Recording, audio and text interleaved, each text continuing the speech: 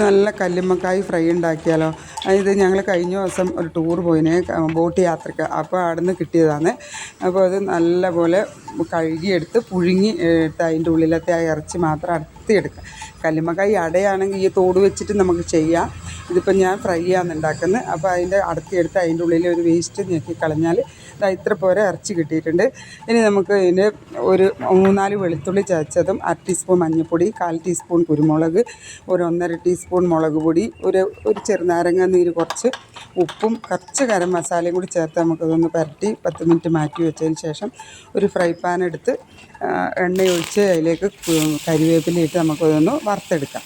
ഒരു 10 മിനിറ്റ് മൂടി വെച്ച് കഴിഞ്ഞാൽ തന്നെ ഫ്രൈ ആകും. അത് തിരിച്ചിട്ട് എടുത്തു കഴിഞ്ഞാൽ നല്ല ടേസ്റ്റാണ് കല്ലുമ്മക്കായ് ഫ്രൈയും അതുപോലെ കല്ലുമ്മക്കായ് അടയുണ്ടാക്കിയാലും. അപ്പോൾ നമ്മളെ കല്ലുമ്മക്കായ് ഫ്രൈയുടെ റെഡി ആയിട്ടുണ്ട്. അപ്പോൾ എല്ലാവർക്കും ഇഷ്ടപ്പെട്ട